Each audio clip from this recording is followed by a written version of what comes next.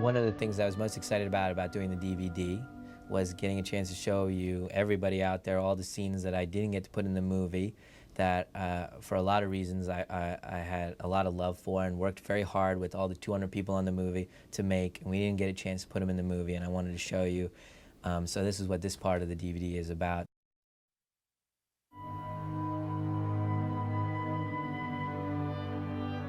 One of the first scenes we shot with Haley that really gave us a glimpse of what Haley was capable of as an actor was this scene where Cole's character sits with these soldiers and plays soldiers, and Malcolm just observes his play. It was supposed to be a moment where Malcolm sees a little kid playing and then all of a sudden realizes that this child has knowledge way beyond what he should, and he's connecting with these soldiers like they're real people. The reason it's not in the movie is because it was too much information that didn't make sense too early in the movie.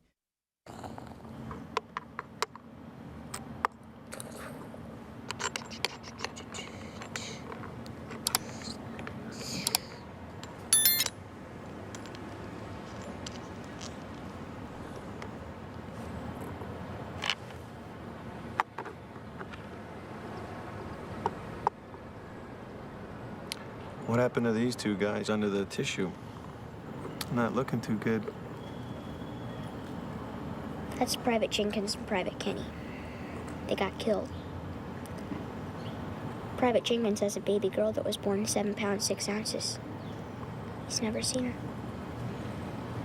He wanted to get back to Bluebell, Pennsylvania and hold her. Private Kenny's wife is mighty sick. She has something called a brain aneurysm. You mean an aneurysm? Private Kenny needed to get back safe and take care of her.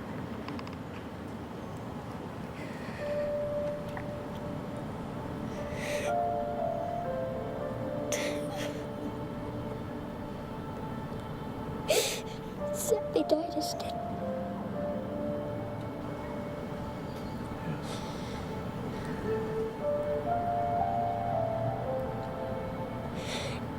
Don't look at me. I don't like when people look at me like that. Stop looking at me. Where would you like me to look, Cole? Look over there.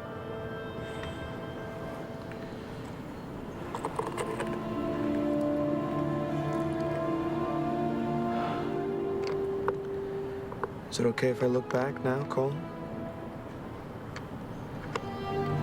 Tap once for no and twice for yes if you want.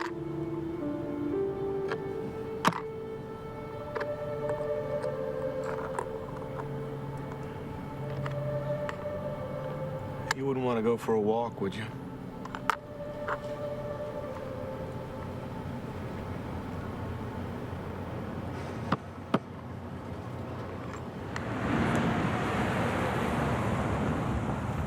I walk this way to school with Tommy Thomasino.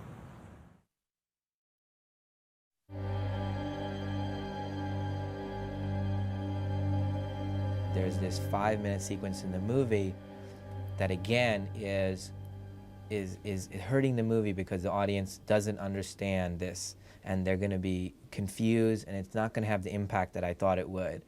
And it was really sad to let go of because it was, in my mind, a very important sequence to the movie. So I took out this whole 7-minute sequence of the movie about Cole's character walking to this house of this old man and helping him.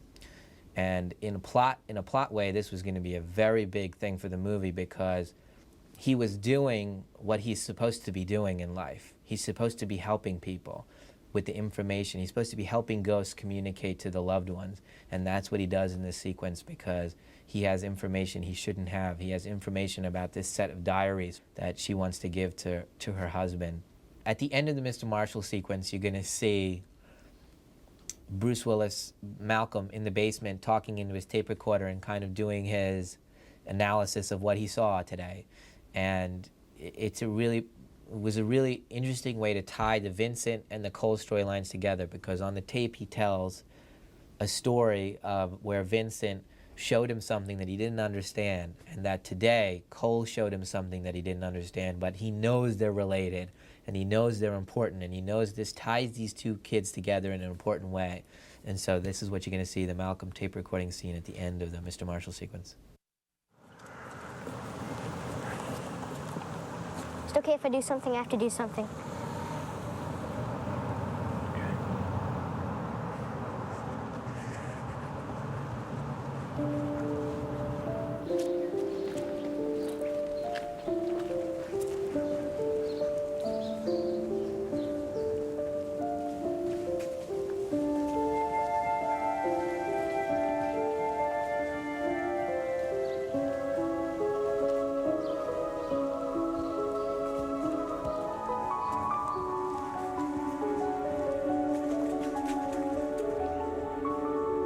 Hi, Mr. Marshall.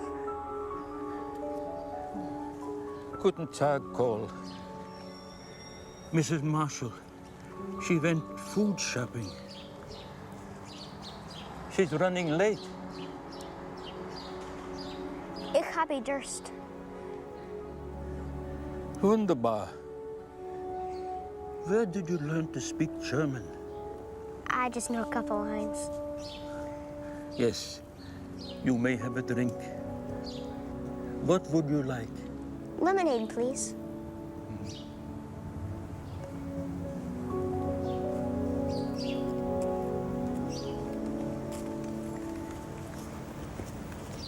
Mr. Marshall gets real lonely. What about Mrs. Marshall? She died a long time ago.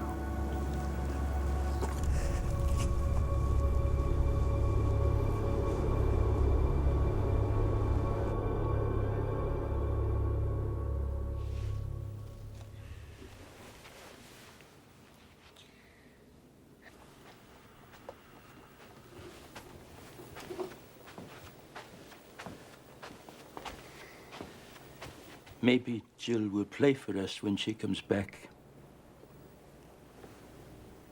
Thank you.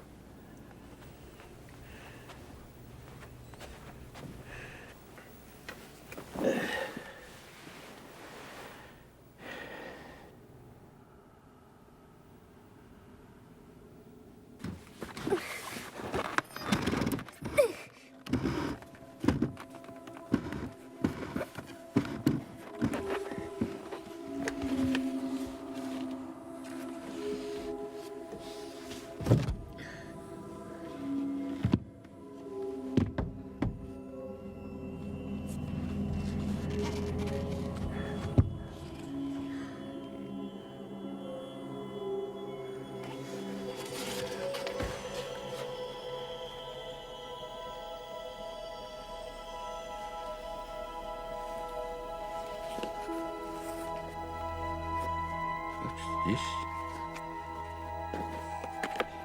Jill's kept me diary.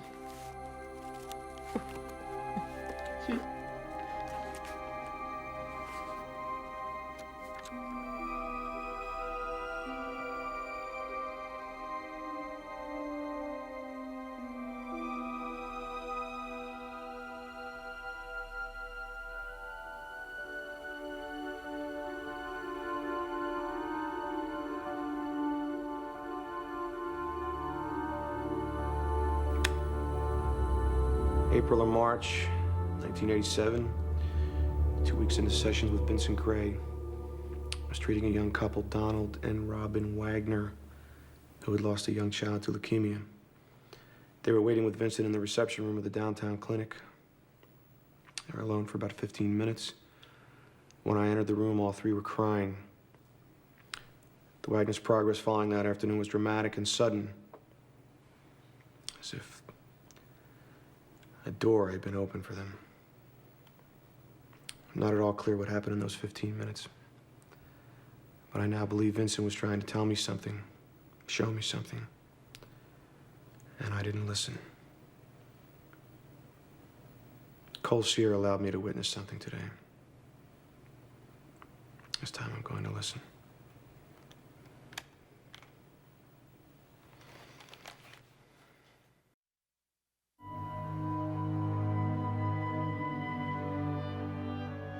this scene that you're going to see was cut because it was the end of the first sequence of the Mr. Marshall scene.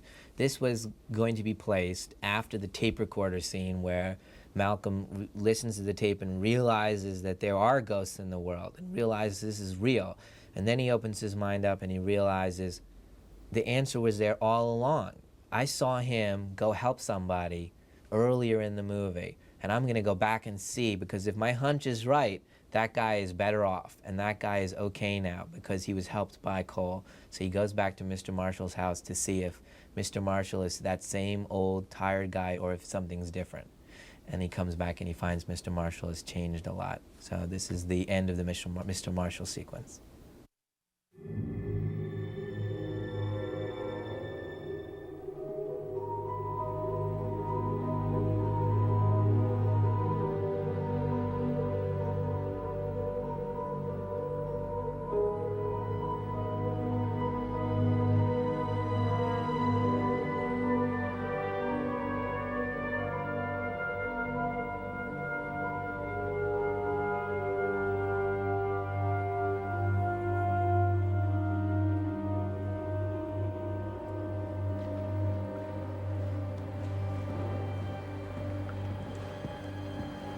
You been running around?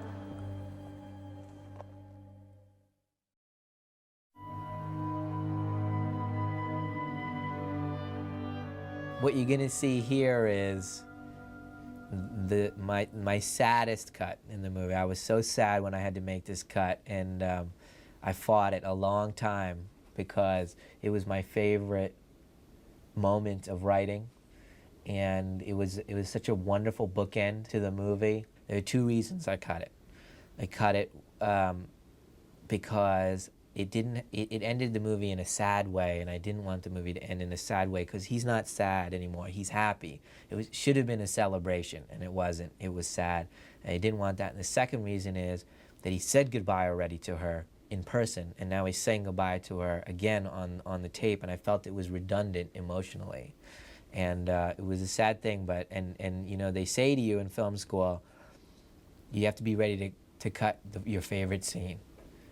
And unfortunately, I had to cut my favorite scene. So here it is.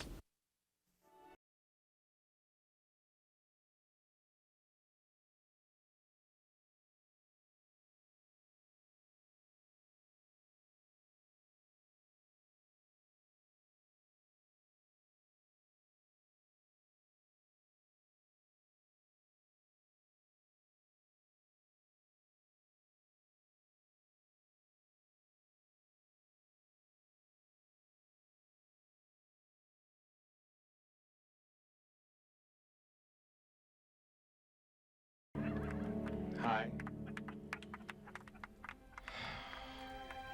I would just like to say that this day, today, has been a very special day. And I wish that we could all stay and play. What?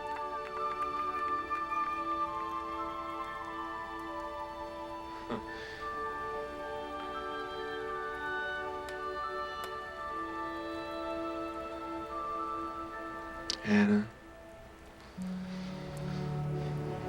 I never thought that I could feel the things that I am feeling right now. I never thought that I could stand up here in front of my friends and my family.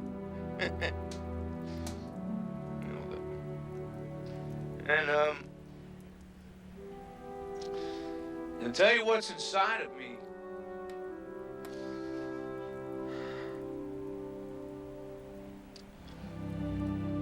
But I can today.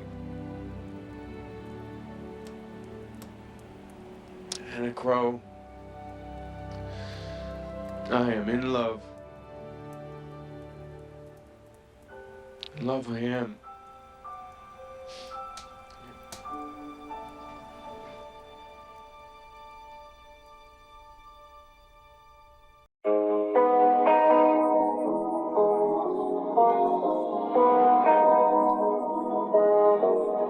Bye.